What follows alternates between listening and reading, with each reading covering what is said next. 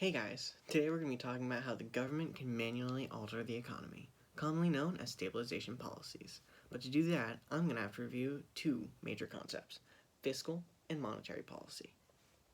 Starting off with fiscal policy, this consists of the actions the government can take to stabilize the economy, specifically of the following three. First off, the government can increase its purchase of goods and services to inject money into the economy. Secondly, it can increase government transfers for the same effect, just without expecting a return from the spending. Finally, the government can lower taxes so that consumers will have more disposable income to spend in the economy. Now, all three of these I discussed would boost the economy, known as expansionary fiscal policy. What if the economy is doing too well, though, and need to have prices decreased? Simple. The government would just do the opposite of these actions, known as contractionary fiscal policy. This would mean decreasing government purchases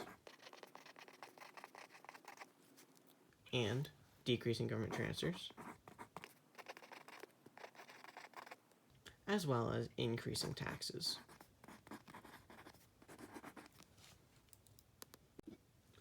Okay, so what can the central bank do if it needs to boost the economy?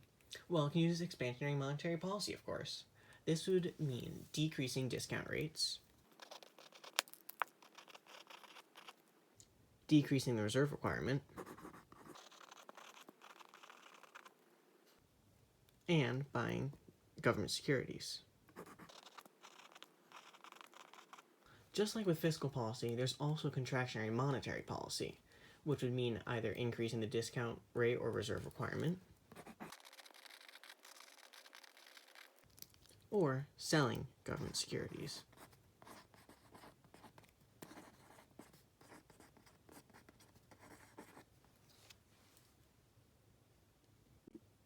Okay, so now expansionary fiscal and monetary policy are very popular, and they shift aggregate demand to the right. Likewise, contractionary policies shifted to the left.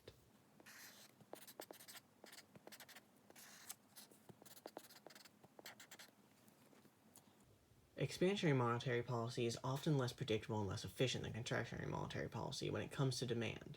Most of the time, when it comes to aggregate supply, monetary policy is going to be the major force at work, but sometimes tax policy factors in. In the short run aggregate supply, SRAS, will shift to the left or right depending on contractionary or expansionary monetary policies, respectively.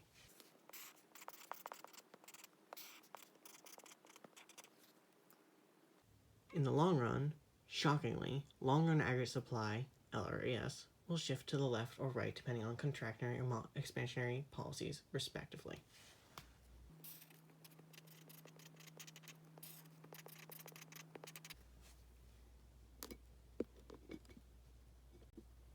So now let's assume we have a government who's doing a lot of spending as a part of fiscal policy, to the point where it is running consistent deficits. Now, this may sound bad, and that's because it is.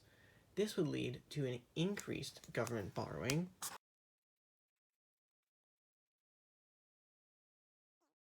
increased demand for loanable funds, and then an increased real interest rate. This would then cause a decrease in investment spending, which decreases aggregate demand, which finally would lead to a decrease in real GDP.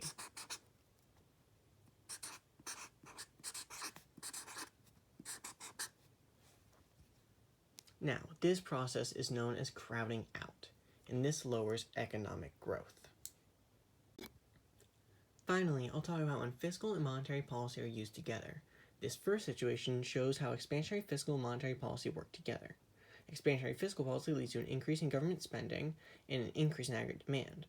And expansionary monetary policy leads to an increase in the money supply, a decrease in the nominal interest rate, and an increase in aggregate demand. Together, they both increase aggregate demand, which leads to an increase in output and the price level, as well as a decrease in the unemployment rate. When both contractionary monetary and fiscal policy are used in tandem, the opposite of each step occurs, which means a decrease in aggregate demand on both parts. leading to a decrease in output and the price level, and an increase in unemployment. However, when expansionary and contractionary policies are mixed, the outcome for output, unemployment, and price level are uncertain. This is because when expansionary fiscal policy is used with contractionary monetary policy, or contractionary fiscal policy is used with expansionary monetary policy, aggregate demand will be increased by one and decreased by the other. This would leave it indeterminate as to how much each policy either increases or decreases, so ultimately aggregate demand could either increase or decrease. Alright, that's enough from me. Let's check out what Alex has to offer. Let's go! Alrighty then, today I'll be starting off with a review of inflation, disinflation, and deflation. So, as we can see here, when the money supply increases, the nominal interest rate decreases. This leads to an increase in investment spending, thus increasing the aggregate demand and causing the AD curve to shift to the right. However, this is only a short-term reaction. In the long run, as nominal wages and other sticky prices rise, the real GDP will fall back to its original level. Therefore, in the long run, an increase in money supply has no effect on the real GDP. Instead, it will lead to a proportional increase in the overall price level. For example, if the government increased the money supply by 20%, then the overall price level would also increase by 20% in the long run. This relationship can be seen in the formula for the real quantity of money. Since both M and P, the money supply and price level, increase by the same percentage, the ratio remains the same.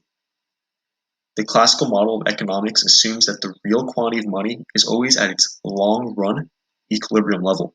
Simply put, in the long run, money is neutral. Since the classical model examines only the long-run results, it essentially assumes that the short-run and long-run aggregate supply curves are vertical. An inflation tax is a reduction in the value of money held by the public caused by inflation. If inflation gets out of control, it can turn into hyperinflation and become a real problem for a nation's economy. Disinflation is the process of bringing down or slowing inflation, while deflation is the opposite of inflation and occurs when the aggregate price level decreases. Cost-plus inflation is inflation that is caused by a significant increase in the price of an input that causes a decrease in the aggregate supply. Demand-pull inflation is inflation that is caused by an increase in aggregate demand. When real output is greater than potential output, there is an inflationary gap, and the unemployment rate is below the natural rate of unemployment. When real output is less than potential output, there is a recessionary gap, and the unemployment rate is above the natural rate of unemployment. This makes sense because if you have more output, you must have more people employed, and thus less unemployment. Remember, the natural rate of unemployment includes only frictional and structural unemployment, and not cyclical unemployment. Now that we have reviewed unemployment and inflation, let's dive deeper into the relationship between them by discussing the Phillips curve. The short-run Phillips curve, or SRPC for short, represents the negative short-run relationship between the unemployment rate and inflation rate. When unemployment is high, inflation is low, and vice versa. The SRPC is intimately related to the ADAS graph. When there is an increase in aggregate demand, there is a movement up the SRPC. This makes sense if you analyze the price level and real GDP. When the AD curve shifts right, both price level and real GDP increase, which means the inflation rate increases while the unemployment rate decreases. This is exactly what happens if you move up the SRPC. Analogously, when there is a decrease in aggregate demand, there is a movement down the SRPC. Now pay close attention to the numerical information on the ADAS graph. As the price level goes from 100 to 102, a 2% increase. This suggests that the inflation rate also goes up by 2%, and if we look at the SRPC graph, we see that this assumption is correct. What about shifts in the aggregate supply? Well, when there is a negative supply shock, the SRPC shifts up, and when there is a positive supply shock, the SRPC shifts down. We can utilize the same analysis of price level real GDP that we used for shifts in the aggregate demand. When the aggregate supply curve shifts to the right, the price level decreases and the real GDP increases. Thus, the inflation rate decreases and the unemployment rate also decreases. This can only happen if the entire SRPC shifts downward. An interesting phenomenon occurs when there is expected inflation. Let's say that the inflation rate was expected to increase by 2%. This has the same effect on the SRPC as if every single point was shifted up by 2 units. In other words, the expected inflation turns into actual inflation. Now, let's focus on the long run. We see a potential problem here. If the expected inflation is higher, then the actual inflation rate will become higher. But if the inflation actually becomes higher, then people will expect more inflation. Without proper intervention, this scenario can get out of control. One way to avoid this, if you give a mouse a cookie situation, is to keep the unemployment rate near the non-accelerating inflation rate of unemployment, or NIRU for short. NIRU is the unemployment rate at which inflation does not change over time. In fact, the NIRU is the same thing as the natural rate of unemployment. The vertical line in this graph is the long-run Phillips curve, or LRPC, which shows the relationship between unemployment and inflation after the effects of expected inflation have occurred. Okay, so the government wants to keep inflation down by preventing it from accelerating. As we discussed before, the process of decreasing the inflation rate is called disinflation, but this can get very expensive. In general, it is much easier to increase the inflation rate than to decrease it. So from our analysis of the LRPC, it seems like our government would benefit from avoiding inflation altogether. However, deflation is not much better.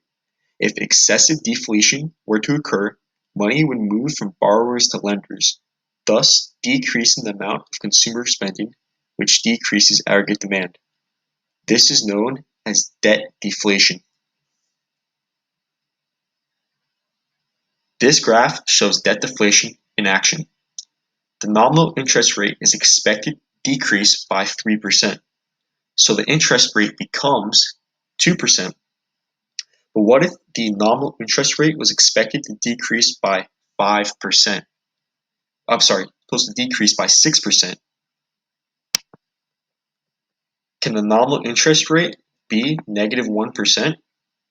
The answer to this question is no, since that would imply that lenders pay borrowers, which obviously makes no sense. This scenario exemplifies the zero bound, which states that the nominal interest rate cannot go below zero. If the nominal interest rate is already zero, there is no way for monetary policy to make it any lower. This is known as a liquidity trap.